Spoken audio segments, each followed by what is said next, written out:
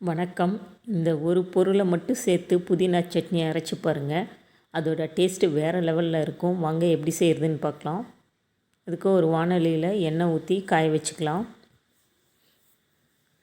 அதில் காரத்துக்கு தகுந்த அளவுக்கு வரமிளகா சேர்த்து நல்லா வறுத்து எடுத்துக்கலாம்.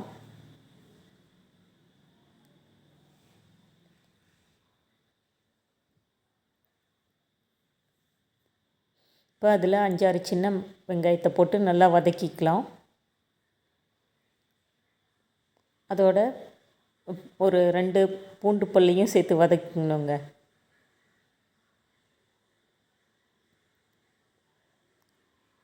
ரெண்டும் சேர்ந்து ஓரளவுக்கு நல்லா வதங்கி வரட்டும்.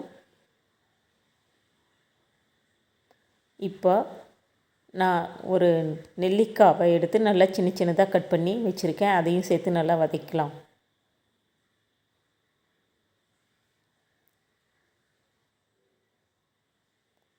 நெல்லிக்காய் வதங்கினோடனே சின்ன தக்காளி கட் பண்ணி வச்சுருக்கேன். அதையும் வதக்கலாம்.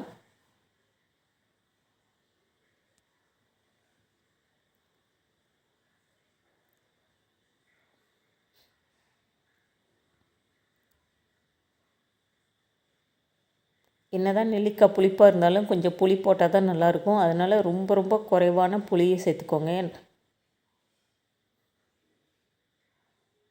ரொம்ப புளிச்சதுனாலும் நல்லா இருக்காது. ஒரு 1/2 ஸ்பூன் அளவுக்கு சீரகம் சேர்த்துக்கலாம்.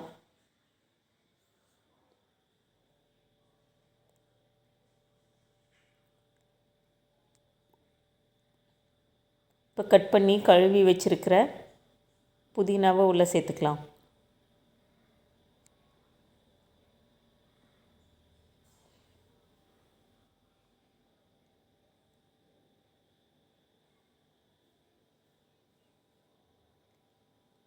நல்லா கிளறி விடலாம்.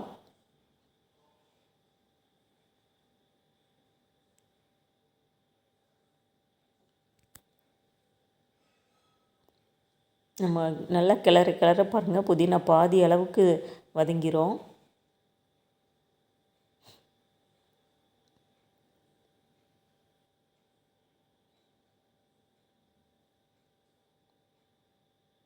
இப்போ நல்லா அதிலேருந்து வர தண்ணியெல்லாம் சுண்டி இந்த மாதிரி நல்லா வதங்கட்டுங்க.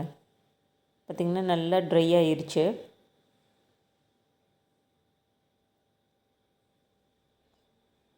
இப்போ ஒரு 4 டேபிள் ஸ்பூன் அளவுக்கு தேங்காய் துருவல் சேர்த்துக்கிறேன்.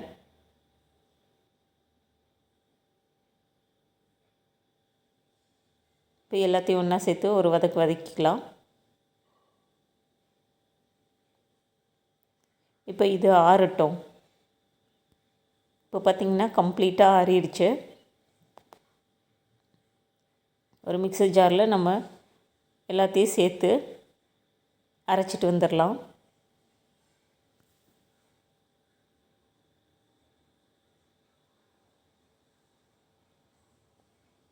இப்போ இதில் ஒரு பச்சை பூண்டு சேர்த்துக்கலாங்க. பூண்டு பச்சையாக சேர்க்கும்போது நல்லாயிருக்கும்.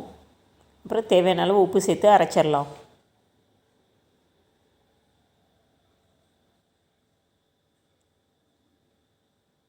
பார்த்திங்கன்னா அரைஞ்சாச்சு. இப்போ வேறு ஒரு பாத்திரத்தில் மாற்றிக்கலாம்.